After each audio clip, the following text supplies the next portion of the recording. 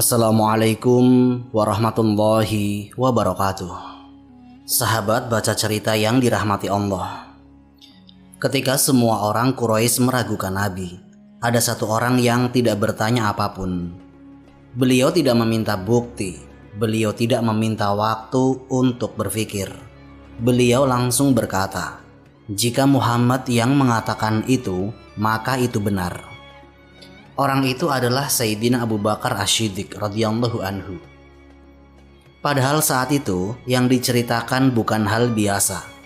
Rasulullah mengatakan bahwa dalam satu malam beliau pergi dari Mekah ke Baitul Maqdis, lalu naik ke langit. Kaum Quraisy menertawakan berita itu. Sebagian orang bahkan menjadikannya bahan ejekan. Mereka datang kepada Sayyidina Abu Bakar dengan maksud menjatuhkan Nabi. Mereka berkata, "Apakah engkau masih percaya kepada sahabatmu? Dia mengatakan pergi ke Baitul Maqdis dalam satu malam." Sayyidina Abu Bakar hanya bertanya satu hal, apakah dia yang mengatakan itu? Mereka menjawab, "Iya." Sayyidina Abu Bakar langsung berkata, "Jika dia yang mengatakan itu, maka dia benar." Sejak hari itu, kaum muslimin memanggilnya As-Siddiq, orang yang selalu membenarkan kebenaran. Tapi kisah persahabatan Nabi dan Sayyidina Abu Bakar tidak dimulai di situ. Persahabatan itu dimulai sebelum kenabian, saat Mekah masih dipenuhi berhala, saat orang-orang Quraisy sibuk berdagang di sekitar Ka'bah, saat Nabi masih dikenal hanya sebagai Al-Amin, orang yang paling jujur di Mekah. Dari situlah kisah ini dimulai. Bagaimana dua sahabat itu berjalan bersama dari Mekah ke Gua Sur, hingga akhirnya Sayyidina Abu Bakar berdiri menenangkan kaum muslimin ketika Rasulullah wafat. Ini kisah persahabatan paling setia dalam sejarah Islam. Simak kisah ini sampai akhir. Bismillah, mari kita mulai ceritanya.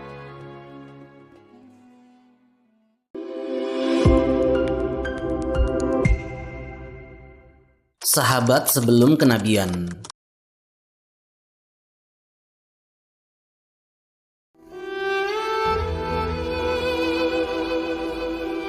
Mekah saat itu adalah kota perdagangan yang ramai. Kafilah datang dan pergi membawa barang dari Syam dan Yaman. Di sekitar Ka'bah berdiri ratusan berhala yang disembah oleh berbagai kabilah Quraisy. Orang-orang datang tawaf sambil menyebut nama berhala mereka. Ada yang bernama Hubal, ada yang bernama Lata, dan ada juga yang bernama Uzza. Mereka meminta rizki, keselamatan, bahkan kemenangan kepada patung-patung itu. Di tengah masyarakat seperti itu, ada seorang lelaki yang sangat dikenal kejujurannya. Beliau adalah Rasulullah Shallallahu Alaihi Wasallam. Sejak muda, beliau tidak pernah dikenal berdusta. Jika orang Quraisy berselisih dalam urusan harta atau titipan, mereka datang kepadanya. Karena itu, mereka memberinya gelar Al-Amin, orang yang paling dapat dipercaya. Di Mekah juga ada seorang pedagang Quraisy yang terpandang. Beliau dikenal lembut, cerdas, dan sangat menjaga kehormatan. Namanya adalah Sayyidina Abu Bakar Asy-Syiddiq radhiyallahu anhu. Beliau berasal dari Bani Taim. Usahanya adalah perdagangan kain. Beliau sering melakukan perjalanan dagang ke Syam. Banyak orang Quraisy menghormatinya karena kejujuran dan nasabnya yang baik. Di antara orang Quraisy, Sayyidina Abu Bakar termasuk yang paling paham tentang silsilah kabilah-kabilah Arab. Karena ilmunya itu, orang sering datang kepadanya untuk menanyakan nasab. Sejak lama, Sayyidina Abu Bakar sudah mengenal Rasulullah. Mereka sering bertemu di pasar Mekah atau di sekitar Ka'bah. Persahabatan keduanya dikenal di kalangan Quraisy. Suatu hari, mereka duduk di dekat Ka'bah. Orang-orang Quraisy sedang melakukan tawaf di sekeliling berhala. Sayyidina Abu Bakar memandang ke arah patung-patung itu. Beliau berkata kepada Rasulullah, "Wahai Abu Al-Qasim, kaum kita sangat memuliakan berhala-berhala ini." Rasulullah memandang ke arah Ka'bah yang dipenuhi patung. Beliau menjawab dengan tenang. Mereka mengikuti apa yang mereka dapati dari nenek moyang mereka. Di sekitar mereka terdengar orang-orang menyebut nama berhala mereka ketika berdoa. Sayyidina Abu Bakar berkata lagi, "Aku sering melihat seseorang membuat berhala dari batu, lalu ia sendiri yang menyembahnya." Rasulullah hanya diam mendengar ucapan sahabatnya itu. Sejak muda, Rasulullah memang tidak pernah ikut menyembah berhala. Dalam banyak riwayat sahih disebutkan bahwa Allah menjaganya dari kebiasaan jahiliyah. Sayyidina Abu Bakar juga dikenal tidak pernah meminum khamar. Dalam beberapa atsar disebutkan, beliau menjauhi kebiasaan buruk Quraisy bahkan sebelum Islam datang. Persahabatan keduanya semakin kuat karena kesamaan sifat. Keduanya dikenal jujur dalam perdagangan, tidak pernah mengambil harta orang lain dengan cara yang curang. Ketika Rasulullah melakukan perjalanan dagang untuk Sayyidah Khadijah ke Syam, Sayyidina Abu Bakar termasuk orang yang mengetahui reputasi kejujurannya. Beberapa tahun kemudian, orang Quraisy mulai melihat kebiasaan baru pada diri Rasulullah. Beliau sering menghindari keramaian Mekah. Kadang beberapa hari beliau tidak terlihat di pasar atau di majelis Quraisy. Pada suatu hari, Sayyidina Abu Bakar bertemu dengannya di Mekah. Beliau bertanya, "Wahai Abu Al-Qasim, akhir-akhir ini aku jarang melihatmu di tengah kaum kita." Rasulullah menjawab, "Aku pergi menyendiri beberapa waktu." Sayyidina Abu Bakar bertanya lagi, "Di mana engkau menyendiri?" Rasulullah berkata, "Di sebuah goa di Jabal Hiro." Goa itu berada di sebuah gunung yang tidak jauh dari Mekah. Tempatnya sunyi, jauh dari keramaian kota. Dalam riwayat sahih disebutkan bahwa sebelum kenabian, Rasulullah sering melakukan tahanut, yaitu beribadah dan menyendiri di Gua Hiro. Riwayat ini disebutkan dalam hadis yang diriwayatkan oleh Sayyidah Aisyah dalam Sahih Bukhari. Sayyidina Abu Bakar mendengarkan penjelasan itu. Beliau tidak menertawakan sahabatnya. Beliau juga tidak mencela kebiasaannya. Beliau hanya mengangguk pelan. Bagi Sayyidina Abu Bakar, Rasulullah adalah orang yang paling jujur di Mekah. Jika beliau melakukan sesuatu, pasti ada alasan yang baik di baliknya. Hari-hari di Mekah terus berjalan seperti biasa. Orang-orang Quraisy tetap sibuk dengan perdagangan mereka. Ka'bah tetap dipenuhi berhala. Namun di sela kehidupan kota itu, Rasulullah semakin sering naik ke Jabal Hiro untuk menyendiri. Tidak ada seorang pun dari Quraisy yang mengetahui bahwa di tempat sunyi itulah tidak lama lagi akan terjadi peristiwa yang akan mengubah sejarah manusia. Orang pertama yang membenarkan Nabi. Malam itu Mekah sunyi. Di atas Jabal Hiro, di dalam Gua Hiro, Rasulullah Shallallahu Alaihi Wasallam sedang menyendiri seperti biasa. Beliau telah beberapa kali datang ke tempat itu untuk beribadah dan menjauh dari kebiasaan masyarakat Mekah yang dipenuhi oleh penyembahan berhala. Tiba-tiba sesuatu yang belum pernah beliau alami terjadi. Malaikat datang kepadanya. Malaikat itu berkata, "Bacalah." Rasulullah menjawab, "Aku tidak bisa membaca." Peristiwa itu disebutkan dalam hadis yang diriwayatkan oleh Sayyidah Aisyah dalam Sahih Bukhari.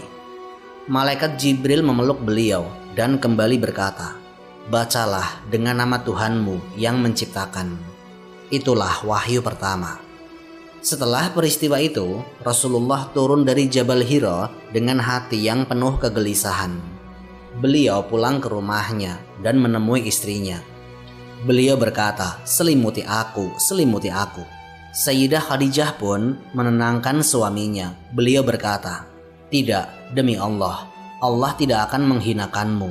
Engkau menyambung silaturahmi, menolong orang lemah, memuliakan tamu, dan membantu orang yang tertimpa kesulitan." Sayyidah Khadijah adalah orang yang pertama beriman kepada Rasulullah. Beberapa waktu setelah itu, dakwah mulai disampaikan secara sembunyi-sembunyi kepada orang-orang yang dipercaya.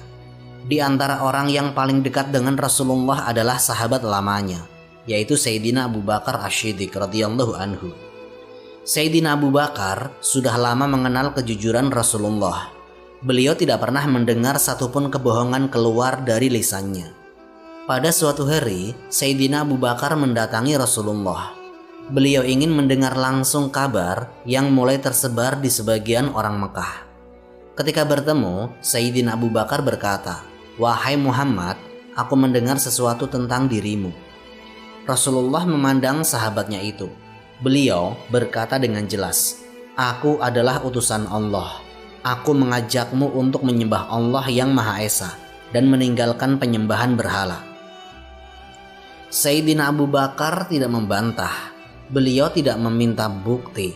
Beliau tidak menunda jawaban. Beliau langsung berkata, "Aku bersaksi bahwa engkau adalah utusan Allah." Para ulama menyebutkan bahwa Sayyidina Abu Bakar termasuk orang yang paling cepat menerima kebenaran. Rasulullah sendiri pernah menyebutkan tentang hal itu. Dalam hadis yang diriwayatkan oleh Imam Ahmad, beliau bersabda, "Tidak ada seorang pun yang aku ajak kepada Islam kecuali ia memiliki keraguan terlebih dahulu, kecuali Abu Bakar. Ia tidak ragu sedikit pun ketika aku mengajaknya." Sejak saat itu, Sayyidina Abu Bakar menjadi salah satu sahabat paling dekat dalam dakwah Islam yang masih dilakukan secara rahasia. Namun, Sayyidina Abu Bakar bukan orang yang diam. Beliau mulai mengajak orang-orang yang beliau percaya. Di antara orang pertama yang masuk Islam melalui dakwahnya adalah beberapa tokoh besar dari kalangan sahabat. Di antaranya Utsman bin Affan, kemudian Zubair bin Awam, lalu Abdurrahman bin Auf, kemudian Sa'ad bin Abi Waqqas, dan juga Talhah bin Ubaidillah. Mereka semua datang menemui Rasulullah dan menyatakan keislaman mereka. Jumlah kaum muslimin di Mekah mulai bertambah, meskipun dakwah masih dilakukan secara sembunyi-sembunyi. Kadang mereka berkumpul di rumah seorang sahabat untuk belajar tentang Islam. Salah satu tempat yang dikenal dalam sejarah dakwah awal adalah rumah Al-Arqam bin Abi Al-Arqam. Di rumah itulah Rasulullah mengajarkan Al-Quran kepada para sahabat yang telah beriman. Sayyidina Abu Bakar sering hadir di majelis itu. Beliau mendengar ayat-ayat yang baru turun, dan setiap kali mendengar wahyu, keyakinannya semakin kuat. Di tengah masyarakat Quraisy yang masih menyembah berhala, Sayyidina Abu Bakar telah memilih jalan yang berbeda. Beliau berdiri bersama Rasulullah, bukan sebagai sekedar sahabat lama, tetapi sebagai orang yang membenarkan risalahnya tanpa ragu. Sejak saat itu, hubungan antara Rasulullah dan Sayyidina Abu Bakar bukan hanya persahabatan. Ia menjadi hubungan iman dan perjuangan. Pengorbanan di Mekah.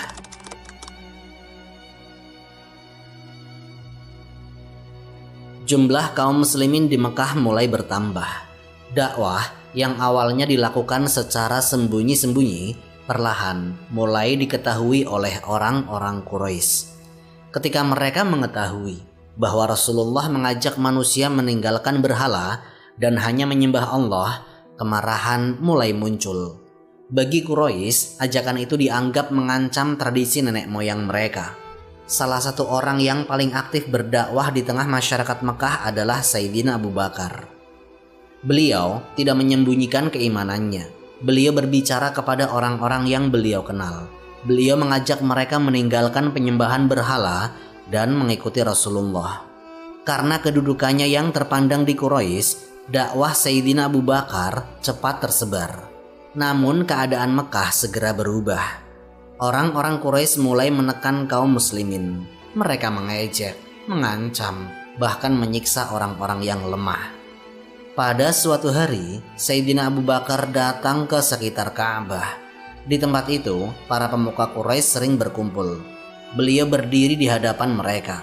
Kemudian, Sayyidina Abu Bakar berbicara kepada mereka tentang Allah dan tentang Rasulullah. Beliau mengajak mereka meninggalkan berhala yang mereka telah sembah. Ucapan itu membuat orang-orang Quraisy marah. Beberapa dari mereka berdiri dan menyerangnya. Di antara yang memukulnya adalah Utbah bin Rabi'ah. Mereka memukul Sayyidina Abu Bakar dengan keras. Beliau dipukul dengan tangan dan sandal hingga jatuh ke tanah. Wajahnya terluka parah sampai sulit dikenali. Dalam riwayat sirah disebutkan bahwa orang-orang terus memukulnya sampai beliau tidak bergerak lagi.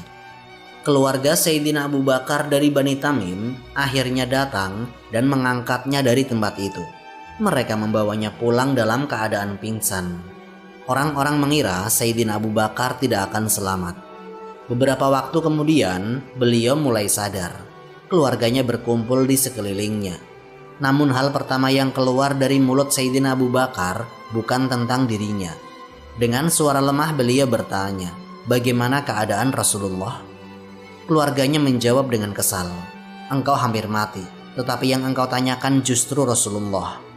Ibunya mencoba menenangkannya. Ibunya adalah Ummu Khair Salma binti Sahar.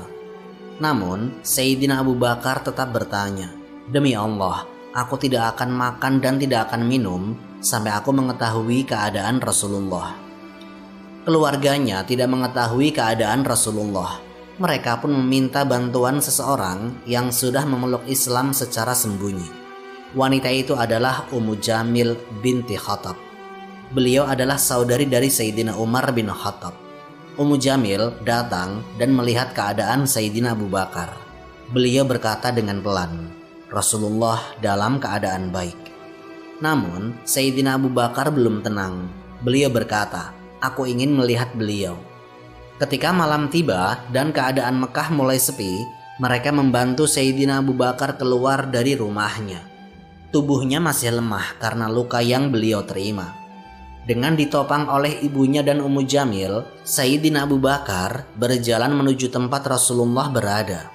Saat itu, Rasulullah sedang berada di rumah Al-Arqam bin Abi Al-Arqam, tempat kaum muslimin sering berkumpul.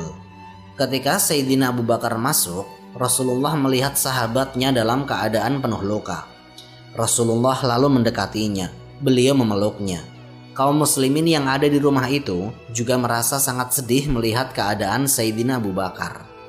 Namun, Sayyidina Abu Bakar berkata, "Wahai Rasulullah, ayah dan ibuku menjadi tebusanmu. Aku tidak terluka kecuali di wajahku. Ini pun karena Allah." Kemudian beliau berkata lagi, "Ini adalah ibuku. Ia datang bersamaku.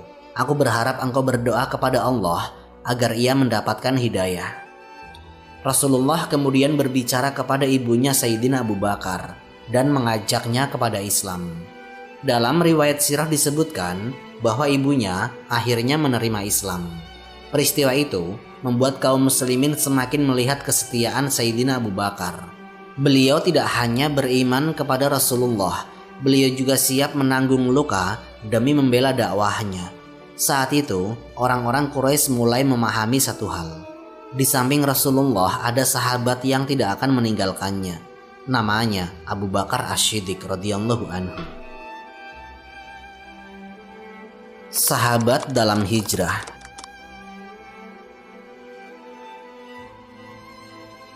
Tahun-tahun berlalu, tekanan kaum Quraisy kepada kaum muslimin di Mekah semakin keras.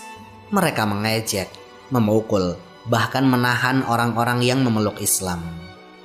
Sebagian sahabat diperintahkan untuk hijrah ke Habasyah agar menyelamatkan iman mereka. Namun Rasulullah masih tetap tinggal di Mekah bersama sebagian sahabatnya. Di antara yang selalu berada di dekat beliau adalah Sayyidina Abu Bakar. Pada suatu hari, Sayyidina Abu Bakar datang menemui Rasulullah. Beliau berkata, "Wahai Rasulullah, izinkan aku berhijrah." Beliau melihat banyak sahabat sudah meninggalkan Mekah menuju Madinah. Namun Rasulullah menjawab, "Jangan terburu-buru. Semoga Allah menjadikan bagimu seorang teman perjalanan." Sayyidina Abu Bakar memahami ucapan itu. Beliau berharap bahwa dirinya akan menjadi teman Rasulullah dalam perjalanan tersebut. Sejak saat itu, Sayyidina Abu Bakar menyiapkan 2 ekor unta. Beliau merawat keduanya dan menunggu perintah hijrah. Tidak lama kemudian, kaum Quraisy membuat rencana besar. Mereka berkumpul di Darun Nadwah untuk membahas bagaimana menghentikan dakwah Rasulullah.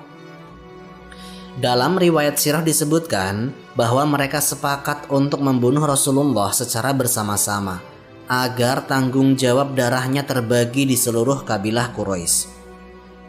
Namun, Allah memberitahu Rasulullah tentang rencana itu. Pada malam itu, Rasulullah datang ke rumah Sayyidina Abu Bakar pada waktu yang tidak biasa. Ketika Sayyidina Abu Bakar melihat beliau datang, beliau berkata, "Wahai Rasulullah, ayah dan ibuku menjadi tebusanmu. Engkau datang pada waktu yang tidak biasa." Rasulullah berkata, "Allah telah mengizinkanku untuk keluar dari Mekah." Sayyidina Abu Bakar segera bertanya, "Apakah aku akan menemanimu, wahai Rasulullah?" Rasulullah menjawab, "Iya." Sayyidina Abu Bakar pun menangis karena gembira. Peristiwa ini disebutkan dalam hadis yang diriwayatkan oleh Sayyidah Aisyah dalam Sahih Bukhari. Malam itu Rasulullah keluar dari Mekah bersama Sayyidina Abu Bakar. Namun mereka tidak langsung menuju Madinah. Rasulullah mengarahkan perjalanan ke arah selatan menuju sebuah gua di Jabal Sur. Tempat itu adalah Gua Sur. Mereka masuk ke dalam gua dan bersembunyi di sana. Sebelum Rasulullah masuk, Sayyidina Abu Bakar terlebih dahulu memeriksa gua tersebut. Beliau khawatir ada sesuatu yang membahayakan Rasulullah. Beliau menutup beberapa lubang di dalam gua dengan kainnya. Ada satu lubang yang tidak bisa beliau tutup kecuali dengan kakinya. Sayyidina Abu Bakar kemudian duduk, sementara Rasulullah beristirahat di sampingnya. Sementara itu, orang-orang Quraisy menyadari bahwa Rasulullah telah kabur dari rumahnya. Mereka segera melakukan pengejaran. Beberapa orang bahkan sampai di Gua Sur. Ketika mendengar langkah mereka, Sayyidina Abu Bakar menjadi sangat khawatir. Beliau berkata kepada Rasulullah, "Wahai Rasulullah, jika salah seorang dari mereka melihat ke bawah kakinya, pasti mereka akan melihat kita." Rasulullah menjawab dengan tenang, "Wahai Abu Bakar, apa pendapatmu tentang dua orang yang Allah menjadi yang ketiga di antara mereka?" Kemudian beliau berkata, "Jangan bersedih, sesungguhnya Allah bersama kita." Ucapan itu kemudian diabadikan dalam Al-Quran dalam firman Allah pada surat At-Taubah ayat 40. Sayyidina Abu Bakar pun menjadi tenang. Selama 3 hari mereka tinggal di Gua Sur. Pada malam hari, anak Sayyidina Abu Bakar yaitu Abdullah bin Abu Bakar datang membawa kabar tentang keadaan Quraisy di Mekah. Seorang sahabat yang lain, Amr bin Fuhairah, mengembalakan kambing di sekitar tempat itu untuk menghapus jejak langkah mereka. Sementara itu, Asma binti Abu Bakar menyiapkan makanan untuk perjalanan mereka. Setelah keadaan mulai tenang, Rasulullah dan Sayyidina Abu Bakar melanjutkan perjalanan menuju Madinah. Seorang penunjuk jalan yang terpercaya memimpin perjalanan mereka melewati jalur yang jarang dilalui orang. Perjalanan itu panjang dan penuh bahaya. Namun, Sayyidina Abu Bakar terus menjaga Rasulullah sepanjang jalan. Kadang beliau berjalan di depan Rasulullah, kadang beliau berjalan di belakangnya. Ketika Rasulullah bertanya tentang hal itu, Sayyidina Abu Bakar menjawab, "Jika aku ingat ada musuh di depan, aku berjalan di depanmu. Jika aku ingat ada yang mengejar dari belakang, aku berjalan di belakangmu." Akhirnya, mereka sampai di daerah Quba dekat Madinah. Kaum muslimin di Madinah telah lama menunggu kedatangan Rasulullah. Ketika beliau tiba bersama Sayyidina Abu Bakar, mereka menyambut dengan penuh kegembiraan. Hijrah itu bukan hanya perpindahan dari satu kota ke kota lain. Hijrah itu juga menjadi bukti bahwa persahabatan antara Rasulullah dan Sayyidina Abu Bakar telah melewati ujian yang sangat berat. Setia sampai akhir. Setelah hijrah, kehidupan kaum muslimin berubah. Kota Madinah menjadi tempat berkembangnya Islam. Di kota itu Rasulullah memimpin kaum muslimin, mengajarkan Al-Quran, dan mengatur kehidupan masyarakat yang baru. Di antara sahabat yang paling dekat dengan beliau tetaplah Sayyidina Abu Bakar. Beliau selalu hadir dalam berbagai peristiwa penting. Dalam sholat, dalam musyawarah, dan dalam perjalanan dakwah. Pada suatu waktu, Rasulullah menceritakan kepada kaum muslimin tentang perjalanan yang luar biasa. Beliau menceritakan bahwa pada suatu malam, Allah memperjalankannya dari Masjidil Haram ke Masjidil Aqsa, lalu naik ke langit. Peristiwa itu dikenal sebagai Isra dan Mi'raj. Sebagian orang Quraisy mengejek berita itu. Mereka berkata bahwa perjalanan itu tidak mungkin terjadi dalam satu malam. Beberapa orang bahkan datang kepada Sayyidina Abu Bakar. Mereka berkata, "Apakah engkau mendengar apa yang dikatakan oleh sahabatmu?" Sayyidina Abu Bakar bertanya, "Apa yang beliau katakan?" Mereka menjawab, "Dia mengatakan bahwa ia telah pergi ke Baitul Maqdis dalam satu malam, lalu kembali ke Mekah." Sayyidina Abu Bakar menjawab dengan tegas, "Jika Muhammad yang mengatakan itu, maka ia benar." Karena sikapnya itu, Sayyidina Abu Bakar kemudian dikenal dengan gelar As-Siddiq, orang yang selalu membenarkan kebenaran. Tahun-tahun di Madinah terus berlalu. Kaum muslimin menghadapi berbagai peristiwa besar. Namun Sayyidina Abu Bakar tetap berada di sisi Rasulullah. Beliau ikut dalam berbagai perjuangan bersama kaum muslimin. Beliau juga menjadi salah satu sahabat yang paling sering dimintai pendapat. Hingga suatu waktu, pada tahun ke-11 Hijriah, Rasulullah mulai merasakan sakit. Beliau tidak lagi kuat untuk memimpin sholat di masjid. Para sahabat berkumpul dan menunggu siapa yang akan menggantikan beliau. Rasulullah kemudian berkata, "Perintahkan Abu Bakar untuk mengimami manusia dalam sholat." Perintah ini disebutkan dalam hadis sahih yang diriwayatkan dalam Sahih Bukhari dan Sahih Muslim melalui riwayat Sayyidah Aisyah. Awalnya Sayyidah Aisyah berkata kepada Rasulullah, "Wahai Rasulullah, Abu Bakar adalah orang yang lembut. Jika ia berdiri di tempatmu, ia akan menangis dan tidak mampu membaca Al-Quran dengan jelas." Namun Rasulullah tetap mengulang perintahnya. Perintahkan Abu Bakar untuk mengimami manusia. Akhirnya Sayyidina Abu Bakar berdiri di depan kaum muslimin dan memimpin sholat. Beberapa hari kemudian keadaan Rasulullah semakin berat. Pada hari Senin pagi, beliau wafat. Kabar itu menyebar dengan cepat di Madinah. Banyak sahabat terkejut dan tidak mampu menerima kenyataan itu. Di antara mereka adalah Sayyidina Umar bin Khattab radhiyallahu anhu. Sayyidina Umar berdiri di tengah orang-orang dan berkata, "Sesungguhnya Rasulullah tidak wafat. Beliau hanya pergi ke Tuhannya sebagaimana Musa pergi. Siapa yang mengatakan bahwa Muhammad telah wafat, aku akan memenggal lehernya." Saat itu Sayyidina Abu Bakar sedang berada di luar Madinah. Ketika beliau mendengar kabar itu, beliau segera kembali.